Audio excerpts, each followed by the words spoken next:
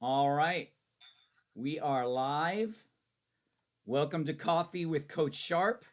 I have a very special guest with us today, Yoessef Tibazi, who is currently training for the next Olympics with an elite training group down in Florida. Today, we are going to be talking about setting big goals and overcoming adversity because anytime you set a goal, right, life, athletics, otherwise, life's going to throw you some curveballs. How do we overcome that? In fact, Yoessef is currently overcoming adversity as we speak. His battery died in his car, so he's very graciously sitting off to the side on stream with us from his phone at the auto zone, and he's doing it. He's putting it into action right now. The first thing that I would love to ask you about, Yoessef, is just talk a little bit about what are your goals right now for this next, cycle. Obviously, that includes the Olympics. So obviously the goal is to get to the Olympics. But I've had surgery. I'm just coming off 2 months of surgery. Yeah. So right now where I'm at is sort of just performing at a better level than I ever have is really my goal. And I assume that'll be a high level performance, and I will um, get best times at the Olympics. But if it doesn't pan out that way, I'm not worried, just because of where I'm at with my recovery and everything. So I'm just doing it, man. I'm just getting better at the craft. I kind of abandoned sort of the old mindset I used to have, where it's just results. If you don't get your goal, then what were you doing? Like what's the point if you're not, you know what I mean, actually achieving success? I kind of abandoned that just because it wasn't a sustainable way of looking at things. So at this point, the goal is to get to the Olympics, swim real fast at the Olympics, and just see what I can do. You're still a young guy. I mean, I think especially, Yeah. today we're finding that athletes can stay in the sport much longer as long as they can find the income to stay in it. You've got, and I'll ask you to talk a little bit about this, but you've got a training partner in Ryan Lochte. Obviously, you know what I mean? He's not, a Yeah. young guy in his 20s anymore, and yet there he is still pushing it at the next level. So no matter what happens this year at the Olympics, you're still plenty young enough in the sport. There's going to be Yeah. world championships. There's going to be Yeah. other Exactly. elite opportunities on the journey Yeah. to potentially a 2024, Olympic appearance. Exactly. So maybe Yeah. talk a little bit about what it's like to take it to the next level and truly be training with many of the world's best athletes right now. So yeah. So before this, I was kind of training a lot by myself, Yeah. just because of COVID and everything. You have to just find a way to get in the pool. So the sort of focus when you're training by yourself, it's very meditative, internal. It's sort of like a crafts person kind of how I approached it. I kind of like, all right, I'm like I approached the sport almost as if I was like an archer or a bowler or something like that. I was just so focused on technique. I was so focused on the feel. I was so focused to the mental approach to it. Which you got to And be. yeah, but and during COVID, it allowed a lot of time for me to do that, right? So coming here to Florida and training with these guys at UF, it kind of I kind of got thrown into a tub of ice cold water, because these guys have been training hard throughout COVID because they've had access to tools and stuff. Right. So so I really had to switch my brain from being like sort of like do just adaptive, sort of just not really focus so much on a cycle, a training cycle and stuff, to being really focused on a training cycle, really dialed in. You know what I mean? Because these guys, Lochte, Dressel, Drew, all these guys, they're training to get gold medals. They're not just training to get best times. They're training to perform better than anybody else in the world, and that's a different sort of that's the way that translates to a practice is different from other people. You know what I'm saying? Sure. When there's money on the line, when there's you know, when it's really, when there's so much on the line for these guys because they're so high level, it changes, and the coaching changes. So I really, really am fortunate to get to be part of that and experience that and learn from it, and it's fun. I'm just lucky, I'm just really fortunate to be here with these guys. Like I just feel every day I'm just like they've been training throughout COVID. They're at a higher level of being in shape than I am at this point. But I'm just enjoying being in the pool with them, and I, and it's that effect where when you're around high performers, you just naturally rise up to. Yes. I mean, I've heard the what's it called? The metaphor that when you like it's like a frog in a frog doesn't really notice the temperature. If you slowly raise the water to boiling. Yeah. So it's almost like the temperature has been raised around me. You know what I'm saying? The heat level of competition and just focus has been raised around me. Sure. And I feel like I'm enjoying having it rub off on me and benefiting from it. You know what I'm saying? Absolutely. Yeah. So I'd love for you, have any of these, elite swimmers that you've been, fortunate to train with, so whether it's Lochte or Dressel or whomever, have they given you any advice that really kind of hit home for you? Well, not really advice, because I try not to be that sort of guy that's in there. I try not to Well, then maybe is there an example? Like, is there a way that they're setting an example for you that you're like, dang? There's nothing that has been said to me per se, but there's been just in general, just what I've learned. You know what I'm saying? Yeah. And what I've learned is that, like, I'm sort of maybe training by myself and also being at the top of some of the teams that I've been on. I've sort of had like a sort of a diva mindset. You know what I'm saying? Sort of like, I want to do what works for me. You know what I'm saying? I want to do what I feel is most beneficial to me, right? But when you're in a high level team like this, like you got to roll with whatever you guys are doing. You know what I'm saying? Yeah. And so I see these guys who might not necessarily agree with whatever practice we're doing, whatever we're doing, but they find a way to. They have to agree, and they have to get past that. Like, I don't want to be doing this huge long practice when I feel this tired, sort of thing. They just kind of roll with it in a way that that I appreciate, and I have, it's humbling. You have to humble yourself and sort of just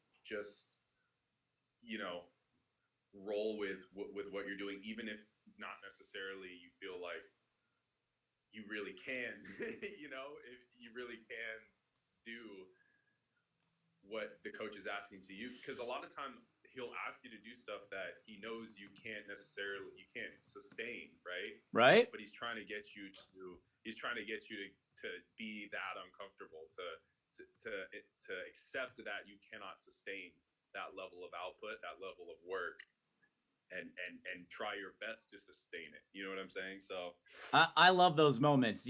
Obviously, when I was Yeah. first introduced to it as an athlete, I can't say that I maybe felt that way, but I remember even as an age grouper, I was on a team in Michigan called the Penguins. So depending on which ones of my friends that I sent invites to this to, maybe there's someone in there who might have been on those teams with me. But you probably know that Coach Schwarz and I were coached by one of the same coaches. Just so happens that when my coach Kevin Thornton left our program, he actually went to Florida and started coaching the women's program at the for the Gators.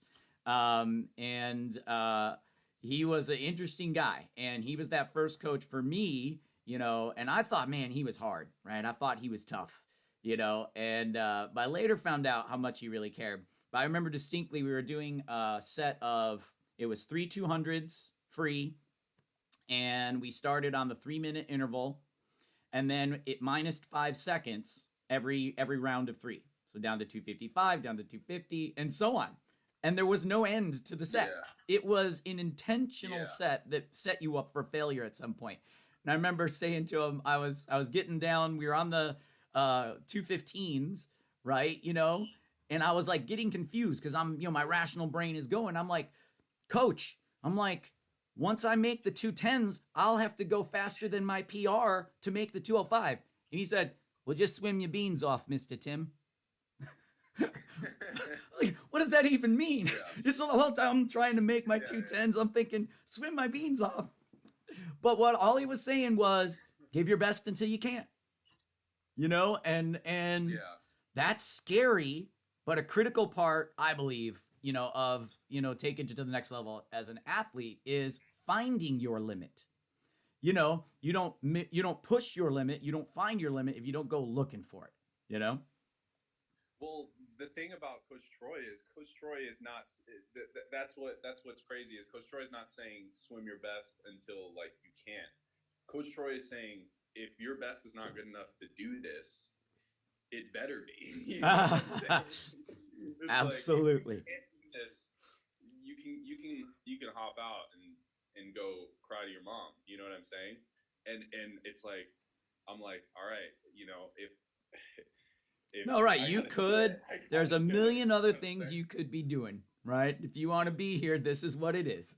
you know. Yeah. So that like not there's no excuses. I mean, there's no you can't do it because if you can't do it, then you know why are you here? You know what I'm saying? So I appreciate that level of just adherence to standard. You know what I'm saying? Just Yeah. yeah, And you've sort of talked about this, but this is one of my favorite points I like to make. I think it's universal in sports in general, but especially endurance sports. Talk a little bit though. See, I know how competitive you are, right? Because obviously I got to coach you back in the day with LASC, and it's one of my favorite things about you. But as a competitive person, now being dropped in an environment with all of these elite swimmers, talk about just the quality of training level raising that happens when you're a competitive person and put in that environment. See, I believe oh like no matter man, how and hard you that's work on yeah, your own, once you're with people, yeah, period, there's a level raise. But now, what's this other level raise that's happening with the world's best? And how are you dealing yeah. with that? And that's such an exciting question because that's exactly what I feel. I mean, that's exactly what I like what I love to talk about because it's almost like a cheat code. You know what I'm saying? It's like a cheat code. It's I could have worked as hard as I could anywhere else, right? But what happens when I've just been 2 weeks training with these guys? It's like a cheat code. It's almost like whatever primal thing is in the human brain that elevates you to meet the standards of your environment or adapt to your environment, it's magic. You know what I'm saying?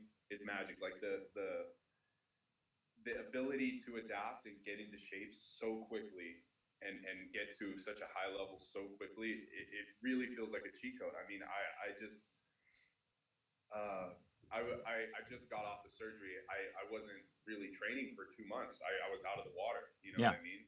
Recovering from surgery. And now I'm doing things. Now I feel like I'm able to access a level that I've never been able to. You know what I'm saying? Just because I'm with these guys. You know what I'm saying? There's no other way to explain it. It's almost like magic. I don't know if it's your subconscious brain or whatever, but if you're in an environment where it's sink or swim, Truly. you'll do it. You'll do it. I mean, and I at least feed off of that. I love it. You know what I'm saying? I'm not scared to look bad, because I know that at any, even when I'm out of shape, I know that I just need to look to my left or my right and just keep up with that guy and keep up with that guy, and I'm gonna be fine. You know what I'm saying? And you give me 2 weeks, and I will be keeping up with that guy and keeping up with that guy. You know what I'm saying? It just happens. I don't know how to explain it, but it's exciting. It's exciting, and I'm fortunate to have the opportunity to do that. You know what I'm saying? Because you can't manufacture that sort of thing. You can't imagine, you know what I mean, being next to Lochte or being next to Dressel. You know what I'm saying? Yeah. And even if you're getting your butt kicked by these guys, if they're beating you by 2 or 3 seconds in a set today, next week they're only going to be beating you by 1 or 2 seconds in the set. You know what I'm saying? Yeah. And you just have that measurement that you can. I mean, it's way easier to look at a person and pace off of them than it is to use your brain to create mathematical ways of pacing off of the clock. You know what I'm 100%. saying? It's primal. It has to go back to, like, I'm sure if we were tribal people hunting or whatever, like, you needed to cooperate with the group that you're doing on a hunt or on a long, like, trip, or whatever you had to do for survival. You know what I'm saying? Yeah. And so I'm in the water fighting for my survival, thanks to Coach Troy, because of the difficult stuff we're doing. And it just feels like uh, like these guys are elevating me. You know what I'm saying? I love it. So And yeah. people in the chat. All right, let's see. Curtis Pike Fitness in the house. All right, gosh. That's my boy Curtis. What's up, Curtis? Oh, right on, man. Welcome, Curtis. Glad you could make it. Talk a little bit about your journey, because it's interesting. I think you swam a little bit when you were younger, but it's not like you were, hardcore training from the time you were a little kid. You played Yeah. football. So I think it'd be fun, Yeah. for those who don't know, just talk a little bit about your journey to swimming, and obviously, us meeting back when you were a sophomore, when, believe it or not, right, your 100 fly was faster than your 100 free. I mean, you were Yeah. so raw I mean, and it so might talented. still be. What's that? It might still Might be. still be. I don't think that's true any longer. But at the time, what that showed, Coach Jason and I saw right away. We're like, holy cow, this kid is talented. You know what I mean? We just need to get some technique work in, and get that training going. But I'd love to hear your perspective, on that journey a little bit. Okay, so I started swimming with the LA City, like, program, Yeah. in like, but it was during the summer times, and it was that Parks and Rec. Yeah. And you're coached by whatever lifeguard is there for the Right. summer, whatever high school lifeguard is there. So really, it's just get in the water, play games, and show up to meets and stuff. Right. And even then, dude, I was just so competitive. You know what I mean? Like, I was so competitive. I remember, like, those meets, even though, like, we're not really training, but when I would go to those meets and not win, I would be, like, distraught. You know what I'm saying? I just couldn't handle it, because I just identified, and through what I identified as a person that was good at being in the water. You know what I'm saying? Like, at the beach, at the pool, doing underwater playtime. You know what I'm saying? Like, I just identified with being able to move water better than the average person. And Right. so I just had, whether it be arrogance or whatever, I just had this idea that I should win every single thing I do in swimming. You know what I'm saying? And so and I didn't. And so the next summer, I was like, okay, now I have to actually, like, try. And so I, like, tried to really, like, learn to swim a little more. And I ended up winning the summer league LA City recreational thing. And I remember the feeling of winning that 50 fly and that 50 breast at that thing. I remember coming into finals, like realizing that there was a pressure situation. You know what I'm saying? Sure. And I remember there was a high schooler who was my lifeguard coach at the time. I remember her saying like, "All right, this is it. Like, are you gonna do it for us? Like, are you gonna bring it home for us? And like, you just got this one race. Like, are you gonna push through it? This is somebody who probably doesn't have that much experience in like competitive sports, but was like we were like I was representing this North Hollywood pool. You know what I mean? Yeah. I was North Hollywood pool's representative in Los Angeles City Recreation, Mm-hmm. and I loved that feeling of like putting the team on my back. You know what I'm No, it's saying? great of her to say that. I love it. Yeah, because when as a coach, I'm sure you feel this when you see a swimmer represent your team, like you kind of watch them at the blocks and you're so excited for them because like that's like they represent like the group. You know what I mean? They're like carrying the group with them in the water, and we're all watching, and none of us can do anything. We can only just like watch the person. You know what I mean? Sure. Do their thing and represent everybody. And I just like I love that. I love that. That's how swimming was. That you go into this aquatic world where like it's kind of separate from the crowd, but at the same time the crowd is involved in watching. You know what I'm saying? So I just I fell in love with it. Hey, real quick, we got some chat going on. Who is Bernadette? That's my mom. That's my mom. Hello, Mom. Yeah. Welcome to the stream. And Curtis said his journey to beat me one-on-one in basketball. I'm sure there's an inside joke in there somewhere, you know. Oh, dude. Curtis thinks that he can beat me in basketball, and it's just simply not true. Simply not true. I mean, Curtis is good at basketball, but yeah. So anyway, played football in high school. I kind of in the beginning I sort of really resisted the club swimming aspect of swimming because it just didn't seem like there was enough fun involved in it. You know what I mean? It seemed like too much of a commitment for a kid to sort of just like go every day and commit to this like swimming as a craft. You know what I mean? Sure. And I enjoyed the team sports thing. You know what I'm saying? So I kind of resisted swimming. I think there would be a lot of people who would agree with you with those types of Yeah. feelings, you know, especially if you're not sure what goes on in the club swimming world, you know. Yeah, and also if you're not very good, if you're not it's hard to really enjoy something if you don't have the foundations to perform in it. You can't really have fun playing piano doing scales and stuff. You have fun playing piano once you can play piano. You know what I'm saying? Sadly, there's no way to get from one spot to the other without going through, right? Yeah. So I just resisted the like that part, and I paid for it later on in my career. You know what I'm saying? I paid for that lack of foundation in my swimming in college. You know what I'm saying? Because now I have to relearn these foundational things that I should have been paying attention to. Yeah. And we could talk about that later. But so I realized, like I thought I could do swimming, part time and play football and just pop in there and just get in shape and swim. But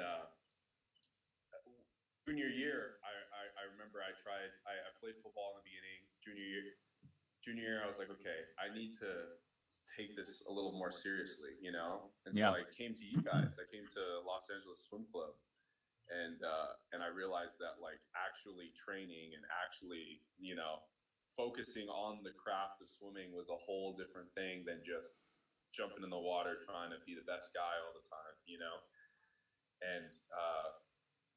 And just you guys swimming at LASC, I think is really the reason why I swim today is because I swam at LASC with you, Coach Sharpe, Coach Sergio, because you guys made swimming fun because of the high performance aspect. You know what I'm saying?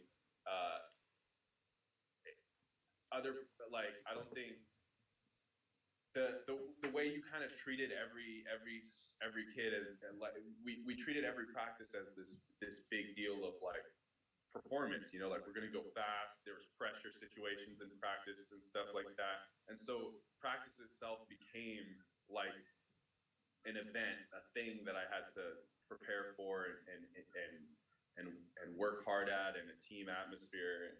And it's the energy from the coaches that I got, the energy where you guys would huddle around the whiteboard and come up with this crazy set, and each of you guys would throw in ideas and stuff, and then turn the whiteboard around, and we'd all look at the set and be like, oh no, this is what we're doing. And you guys are like, no, you guys got to think about it like this, you got to do this, boom boom boom.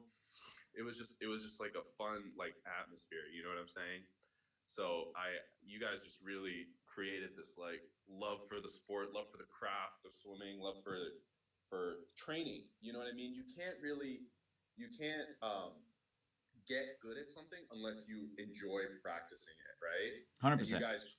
guys created an environment where I learned to really enjoy practicing something. You know what I'm saying? So because of that, what I learned there, because I learned to enjoy practice, I'm 25 here in Florida, enjoying practice every day. You know what I'm saying? Because I was taught how to look at practice in a way that looking at practice like a fun thing where it's like I'm coming here to compete every single day. You know what I'm saying? Instead of just training, I'm not coming here to train. I'm coming here to compete every day. Well, So the genesis of the name of the team. One of the concepts. I mean, and fortunate to have Coach Schwarz. Who was coached by Coach Troy in high school. Back into his Bulls days, even before going to Florida. But look, we went through the grind of the training, and we remember those days that just felt like a grind. You got to get work in, yes, but Jason and I took very seriously this notion that if you want to be an elite racer, then you need to be racing. And so yeah, when you would see us huddle up, it would be us taking our knowledge of physiology and training and what the goals were for the workout, but also how can we make this practice feel like it's got racing involved? And it's yeah, just like you're saying, yeah, and so that was half of the trick. We wanted that not to be a skill that, like, oh, now I'm at a meet, so it's time to race. No, no, no. We want yeah, racing to be second nature. It's already locked in because we do it all the time. And yeah, we kept this concept of racing, be a racer, you know what I mean? And that actually yeah, was what led to us naming the team Los Angeles Racers, the LA Racers. yeah, And I still to this day love that because when there's synergy between what your goal as a program, as an organization is, and the name, there's something yeah, magical about that. And I love hearing you say that that's what your takeaway was.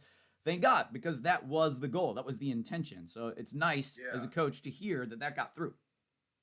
yeah. And I don't think that's as common in the swim world as you would think. You know what I'm saying?